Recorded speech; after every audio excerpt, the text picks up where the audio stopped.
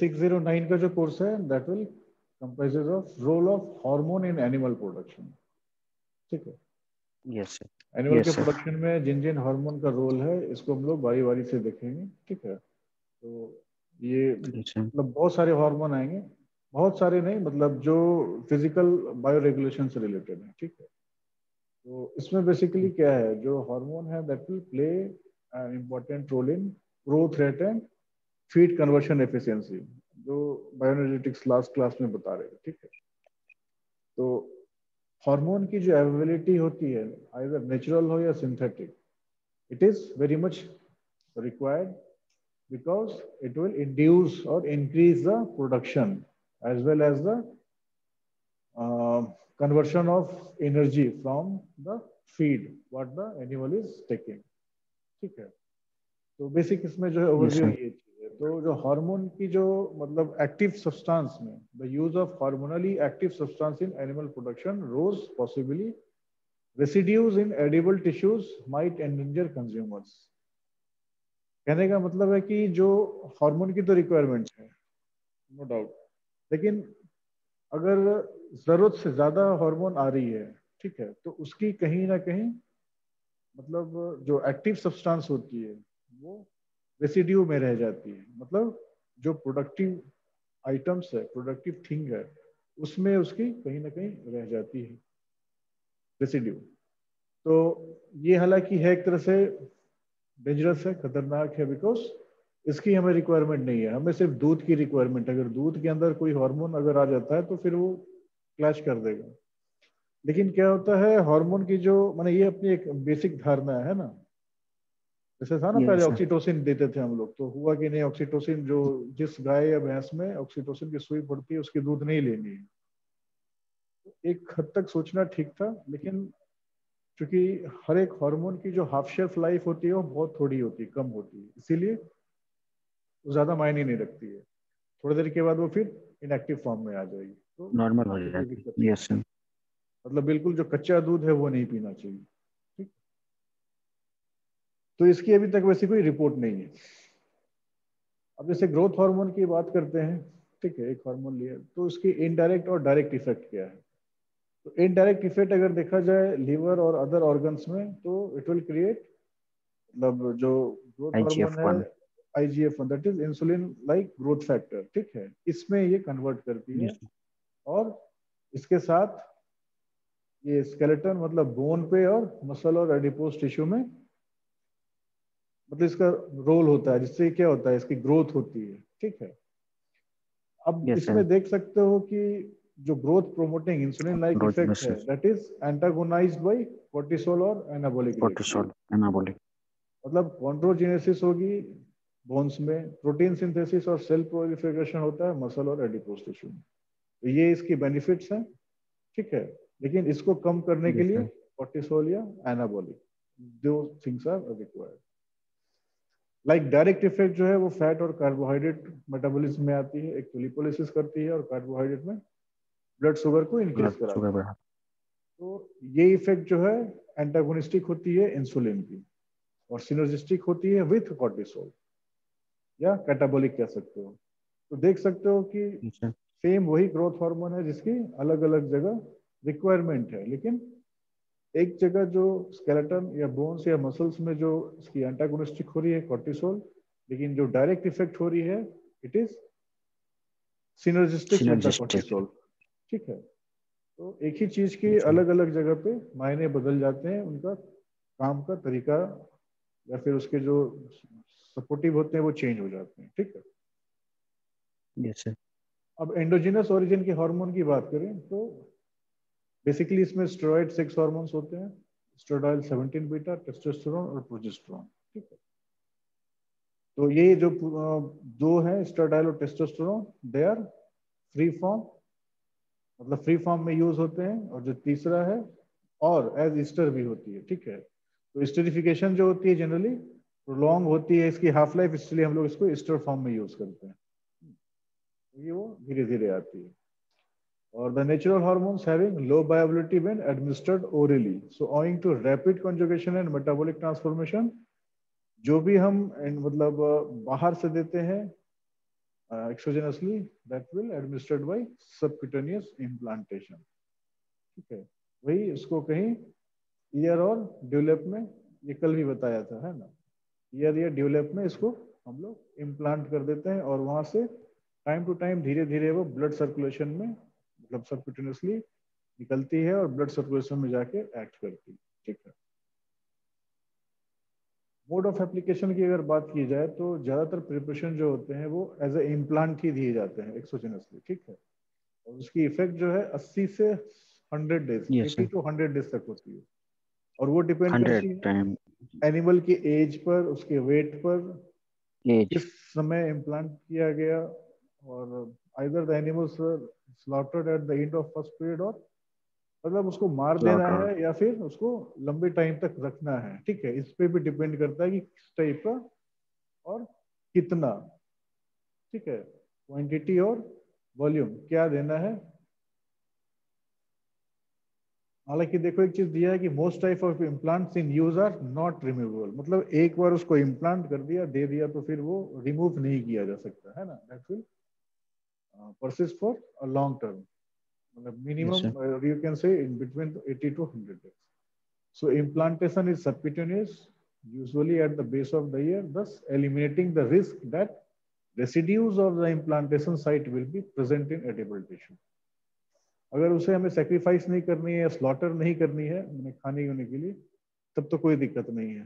ठीक है, मान लो 80 दिन से पहले अगर उस एनिमल को काट के खा जाना है, तो इम्प्लांट नहीं करना है, और या तो यस करना सर। है तो उस वाले एरिया को छोड़ देना है। ठीक है, श्योर। Yes sir. अब देख सकते हो एक पिक्चर है जिसमें ये स्ट्रेस से रिगार्डिंग दिखा रहा है कि डिफरेंट जो तुम्हारे ऑर्गन्स हैं और कैसे काम कर रहे हैं। ठीक है, हीट स्ट्रेस में यस सर।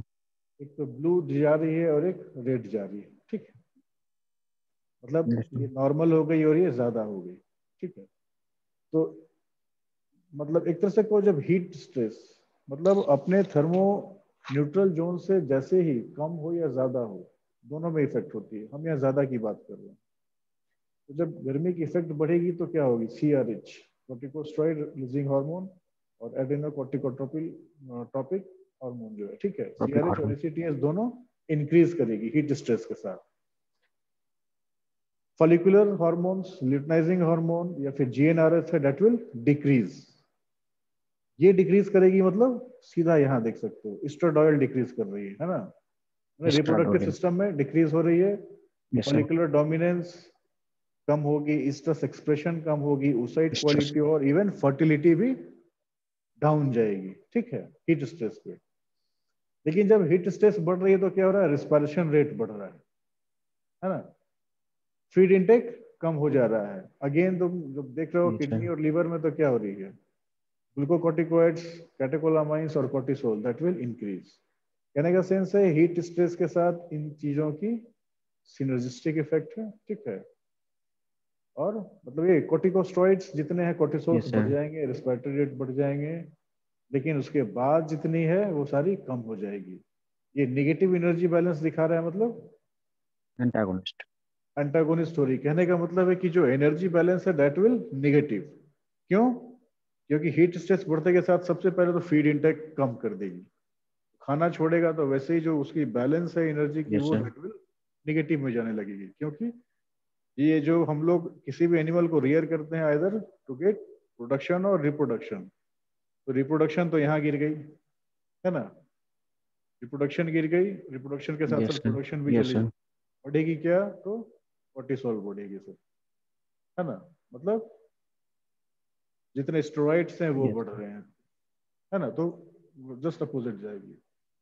अब दिख रहे हैं कि alternatives to the use of hormones, what are the alternatives which we have that we can use for in respect to hormones. तो ग्रोथ रेट जो है that are influenced by many factors like genetic constitution and feeding। मतलब किस only gene like. की बनी हुई है उसमें, जो भी एनिमल है वो कौन सा जीन है। ठीक है, मतलब उसमें मीट पर्पसली ज्यादा यस सर। है, डुअल पर्पसली ज्यादा है, या मिल्क के पर्पस ज्यादा, उसी हिसाब से हम एनिमल भी रियर करते हैं, है ना। बोलते हैं ना दूध ज्यादा चाहिए तो होस्टल फ्रिजन ले यस। लो, है ना।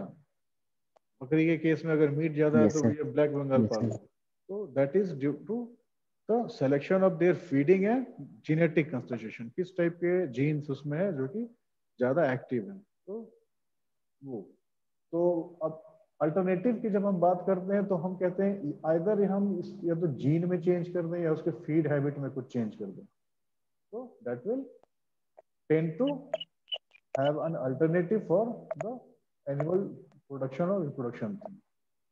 तो जब सिलेक्शन की बात करेंगे हम तो इम्प्रूवमेंट करेंगे सबसे पहले मैनेजमेंट सिस्टम में, फीड कंपोजिशन में, ठीक है, और इंक्रीज करेंगे प्रोडक्टिविटी इन मीट और मिल्क के लिए, ये इसकी ऑब्जेक्टिव हो गई।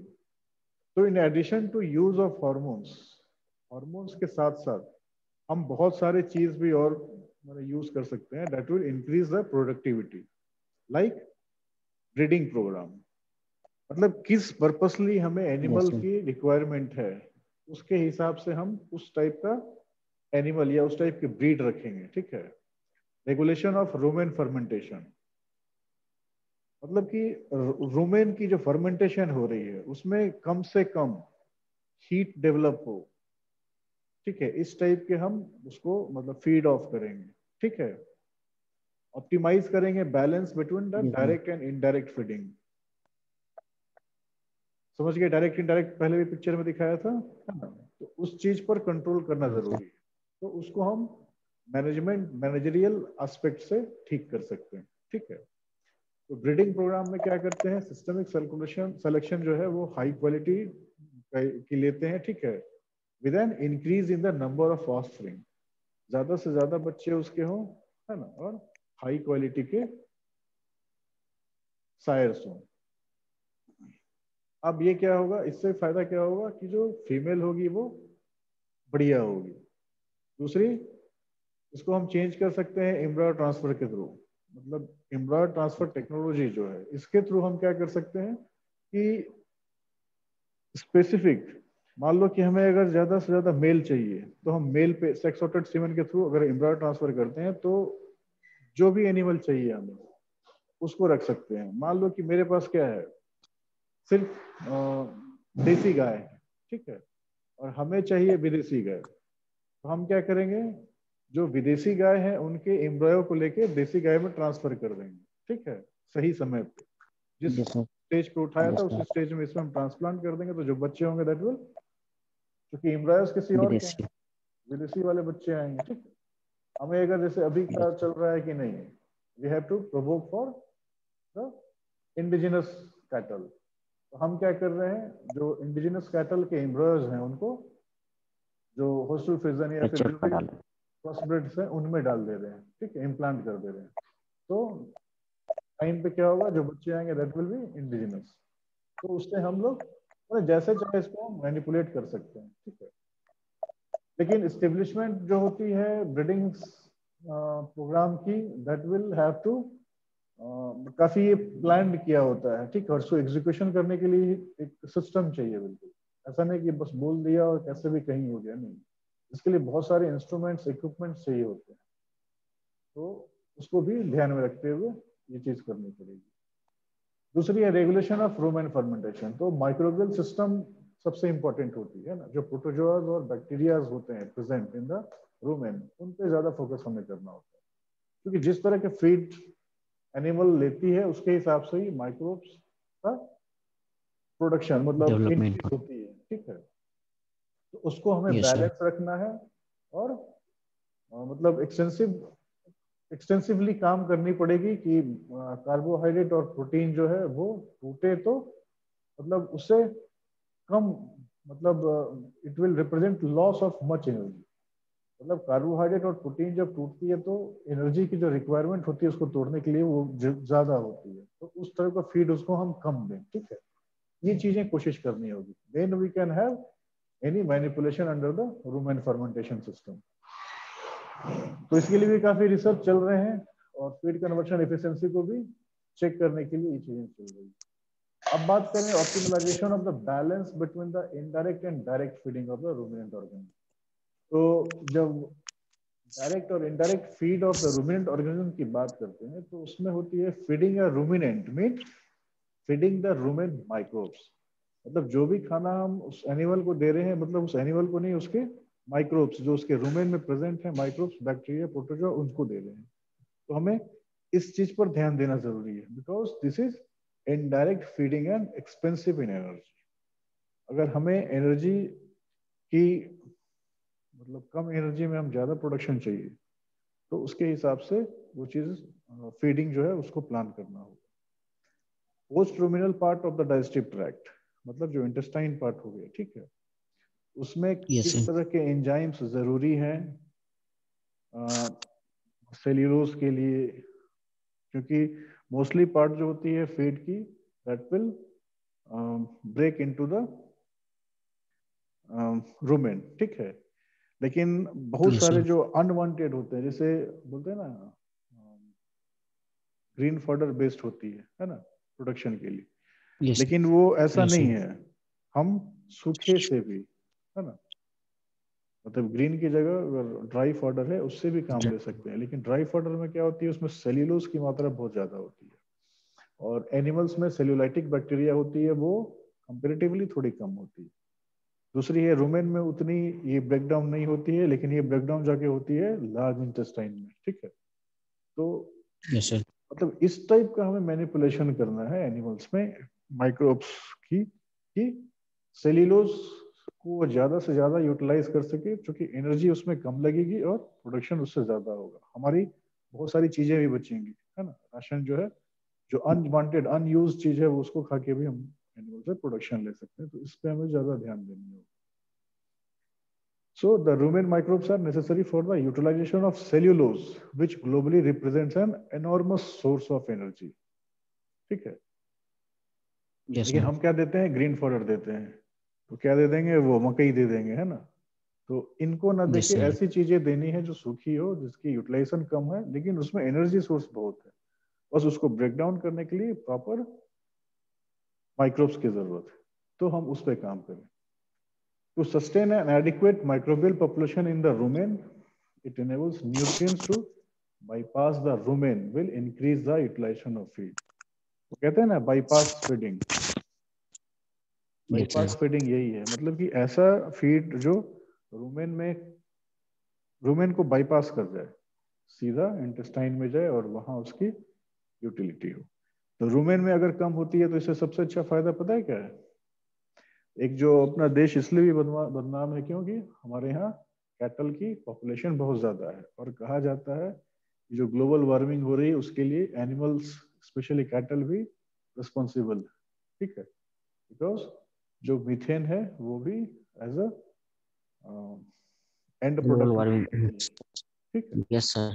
हाँ। तो अगर इसको हम यस। बाईपास कर दें, तो इस चीज को हम चेक कर सकते हैं, और दूसरी है एनर्जी भी उससे ज्यादा मिलेगी।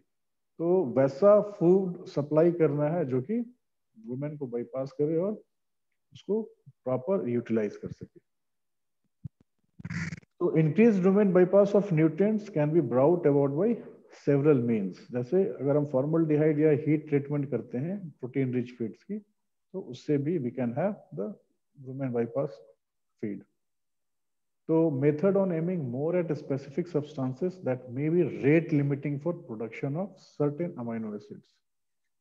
क्योंकि ये अमाइनो एसिड्स को अगर हम चेक कर लेते हैं, तो we can have a better idea, ठीक है, सो दैट मतलब एनिमल की जो प्रोडक्टिविटी हम ले सकते हैं कम से कम, मतलब एनिमल की एनर्जी को स्पेंड करके, या फिर कम से कम लागत वाले खाने को देके कर सकते हैं। सो degradation by means as incorporation into the ration, ठीक है, in the form of small pellets rather than long chain fatty acid mixtures। और देखते हो ऐसे भी जो जनरली गांवों में क्या होता है, पूरा का पूरा वैसे भूसा दे देते हैं, लेकिन अगर उसको हम चॉप यस। कर दें थोड़ा छोटे छोटे पार्ट में, तो क्या होगा, एनिमल को रुमिनेशन ज्यादा नहीं करनी पड़ेगी, नहीं समझे। रुमिनेशन क्यों होता यस है? सर। क्योंकि फीड एक बार में ठीक से डाइजेस्ट कर। टूटती नहीं है ना, पहले तो टूटती ही नहीं है, डाइजेस्ट नहीं होती है, बहुत सारे फिर वो मतलब रुमेन में जाती है, फिर लौट के आती है ना, यस सर। तो डिग्लूटेशन होती है, तो उस चीज को रोका जाए, मतलब रुमेन को ही बाईपास करना है, ठीक है। उस हिसाब से फीड को Yes, पहले से sir. तोड़ना और ये करना है। दूसरा इसमें आती है disease control. Various study has disclosed that investment in disease control is an important aspect for augmentation of animal protein production. अगर एनिमल के में अगर हम डिजीज को कंट्रोल करते हैं तो क्या होगा, जो प्रोडक्शन है वो बढ़ जाएगा। ठीक है, तो Yes. उसके Productivity बढ़ जाएगी. डिजीज पे कंट्रोल करना, उस पे रिसर्च करना या स्टडी करना बहुत ही इंपॉर्टेंट है। तो ग्लोबली अब क्या हो रहा है, it is impossible to adopt one approach to the exclusion of others. कहने का मतलब है कि ग्लोबली क्या है, कहीं ठंडी कहीं गर्मी है, ठीक है, कहीं सेमी एरिड या समझे मिला जुला है। तो हर एक Yes, sir. जगह एक तरह का काम नहीं हो सकता है कि एक तरह का रिसर्च हमने किया, हाँ ये वाली ट्रीटमेंट यहाँ काम कर रही है या इस तरह का फीड यहाँ के एनिमल में सुटेबल है, तो जरूरी नहीं कि वो एनिमल को दूसरे जगह ले जाए तो वही चीज होगी, क्योंकि उसका फिर एनवायरनमेंट, क्लाइमेट, वेदर सारा change, feeding Yes, habit, sir. बहुत सारी चीजें, बिहेवियरल एस्पेक्ट, फिजियोलॉजिकल चेंजेस होती है। तो उसके हिसाब से हमें अलग अलग स्टडी करनी Check. पड़ेगी और अलग अलग चीजों का, जैसे प्रोटीन क्या नॉनवेज से भी Yes, sir. मिलती है, मान लो कि मीट से भी मिलती है, दूसरी है प्रोटीन सोयाबीन से Yes. भी मिलती है। तो कहाँ पर किस चीज की मतलब ज्यादा ये है, अवेलेबिलिटी है, तो उस वो वहां सस्ता पड़ेगा ना, तो हम उसको वहां देंगे, है ना। तो इस तरह की Yes, चीजें sir. करनी पड़ेगी। ठीक है, मैनिपुलेशन ये बहुत Yes. जरूरी है। अब दे रहा है, why does a heat stressed cow eat less. हाँ हीट स्ट्रेस होती है, गाय वहां कम क्यों खाती है। रेड जोन कर रहा है शो, मतलब cows get a lot of their energy by breaking down the fiber in the plants they eat. So breaking down fiber generates heat. ठीक है, so a cow's Yes, sir. body temperature will naturally rise slightly after eating. So normally this is okay, but a rise in body temperature can be dangerous if the cow eats already in a hot climate. Yes, sir एक sir. Simple example दिया है कि hot climate में पहले से खाना खा रही है, तो क्या हो रहा है, फाइबर है, बहुत सारी चीजें हैं, जब उसको ब्रेक डाउन हो रही है तो वही एनर्जी में वो कन्वर्ट हो रहा है। तो कहीं ना कहीं एनर्जी है आने आ रही है खाने के बाद, तो बॉडी को एक वार्मथ, एक हीट देगी, बाहर से हीट अंदर से हीट, तो एनिमल क्या होगा, परेशान हो जाएगा। तो उससे बचने के लिए Yes, वो sir. क्या करेगा, खाना कम कर देगा। ठीक है, so a heat Yes, sir. stressed cow will eat less to try to keep its body temperature from rising। क्योंकि बाहर से तो वो कुछ नहीं कर सकता है, लेकिन अंदर वाली चीज को तो कंट्रोल कर सकता है, तो वो खाना Yes, कम sir. कर देगा। अब अगर एक बढ़िया फार्म में अगर हम कर रहे हैं, ये एनिमल को रियर कर रहे हैं, तो हम वी कैन हैव दैट, जो गाय हैं उनको शेड प्रोवाइड कर रहे हैं या फैन दें, ठीक है, पंखे प्रोविजन दें। तो डेवलपिंग कंट्रीज में जनरली ये लोग ऐसे करते हैं। ठीक है, लेकिन Yes, sir. नॉर्मल जगह में it is very hard to invest the money so that the animal can combat with the heat stress. So this thing is very much required, because animal अपने आप को वहीं पर मैनेज कर सकती है। ठीक है, Maintain कर लेता हूँ. Yes, sir. तो ओके दैट विल